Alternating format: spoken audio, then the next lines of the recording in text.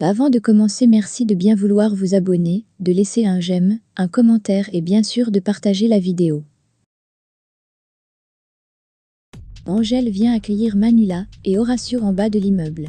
Angèle manifeste sa joie de voir son amour, il embrasse Manuela sur le ventre et lui donne un baiser, chose que Robledo ne manque pas de remarquer. Angèle fait donc entrer Manuela et Horacio. Perla arrive à son nouveau domicile, elle trouve le père de Topo. Perla lui dit bonsoir monsieur, ce dernier lui demande pourquoi il l'appelle monsieur, Perla lui dit que c'est par politesse, et qu'elle ne veut surtout pas qu'il se fasse de mauvaises idées sur elle. José voit bien que ce qu'il a dit à Perla l'autre jour sur le fait qu'elle n'en veut qu'à l'héritage de Topo l'a touché. Perla lui avoue qu'effectivement, elle s'est sentie vexée, mais ce dernier n'a pas l'air de regretter son geste. José dit donc à Perla qu'ils vont devoir dîner sans Topo, car ce dernier n'est toujours pas là. La jeune fille est surprise, car il est assez tôt, on dirait bien que José veut prendre Perla pour sa boniche. Ronco et Monco discutent sur ce qu'ils ont appris au sujet de Cachorro. Monco dit à son ami que Cachorro avait l'intention de les rouler depuis, car son seul but était juste de se faire plus d'argent pour Marina et lui. Les deux amis méditent sur leur propre sort, car si le prince découvre que Jimmy n'est pas celui qu'il dit être, ils sont morts. Ronco dit à Monco que de toute façon, si le prince tombe ils iront en prison, et la peine sera lourde, car ils n'auront pas collaboré. Au même moment Pirata s'approche. Ronco chuchote donc à son ami qu'il leur reste quelques secondes pour se décider. Pirata arrive et leur dit qu'il a de bonnes nouvelles, il leur informe que le prince a de la marchandise pour eux. Ils disent à Pirata qu'ils sont ravis de l'entendre, mais ce dernier voit bien sur leur visage que quelque chose ne va pas, il leur demande s'ils veulent abandonner, ils lui répondent par la négative. Pirata leur demande alors ce qu'ils ont, Monco prend son courage et lui dit qu'ils ont failli se faire attraper, Pirata furieux leur demande qui a failli les prendre. Ronco lui dit que c'est la police, lors d'une descente ces derniers jours. Pirata leur dit qu'en effet, il est au courant de cet événement. Il leur demande alors comment ils se sont en sortis. Monco se souvient donc de tout ce que Diablo leur a dit qu'ils devaient raconter, et surtout en quoi cela est avantageux pour eux. Monco prend son courage, et dit à Pirata qu'ils ont acheté leur protection. Pirata intéressé leur demande de quel genre de protection il s'agit. Chez Angèle, une grande réunion se tient pour parler du fait que Jimmy intègre le gang du prince, ils attendent juste que Monco et Ronco fassent leur part. Horacio quant à lui n'est pas très partant pour ce plan et le montre bien. Jimmy dit à Horacio qu'il n'est pas très à l'aise non plus avec cela, mais c'est le seul plan qu'ils ont. Dehors Robledo est toujours dans sa voiture attendant sûrement que Manuela sorte, au même moment Sylvana arrive, c'est Horacio qui l'accueille en bas de l'immeuble.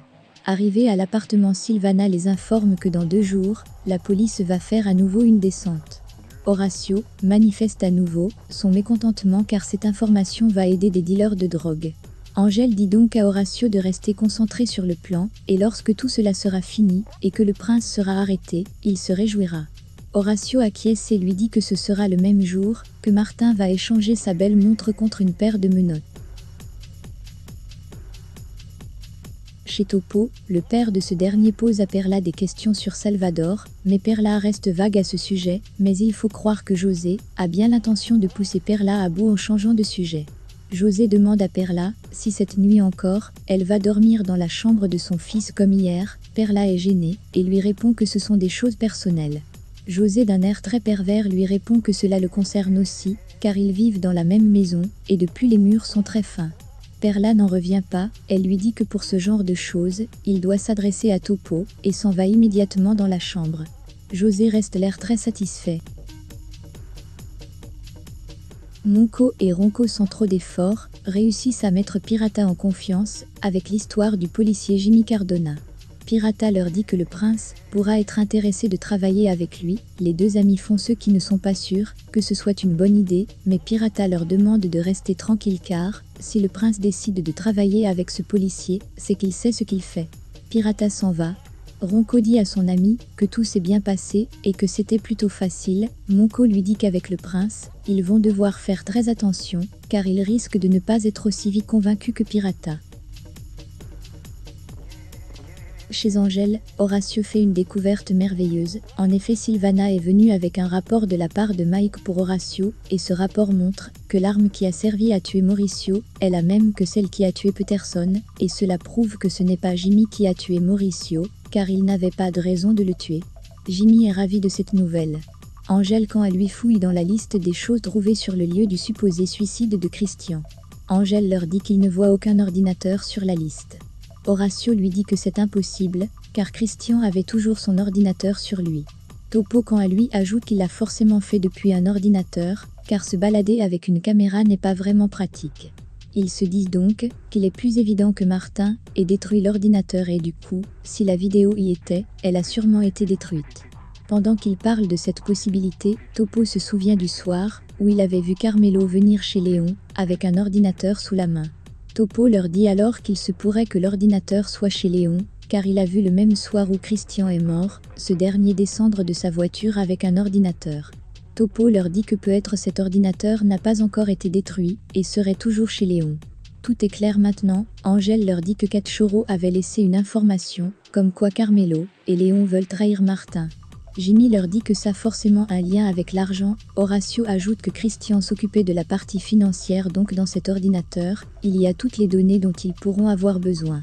Angel et Topo décident donc d'entrer à nouveau chez Léon pour trouver cet ordinateur. Et si la vidéo y est, Jimmy n'aura plus besoin d'infiltrer le gang du prince. Ils décident donc de le faire demain soir, car Manuela rappelle à Angel sa peinture de demain. Après leur petite réunion, Topo, Sylvana, Manuela et Horacio sortent de l'appartement de Angel. Arrivés dehors, ils se disent tous au revoir. Bien sûr, Robledo ne rate rien et les observe toujours depuis sa voiture. Chez Gracilla, Martin est venu prendre le petit déjeuner avec elle. Elle lui demande alors ce qui lui vaut cet honneur. Gracilla lui demande ce qu'il attend d'elle, car ce n'est pas dans son habitude de venir prendre le petit déjeuner avec elle. Martin lui dit qu'il est venu juste prendre le petit déjeuner avec sa mère, rien de plus.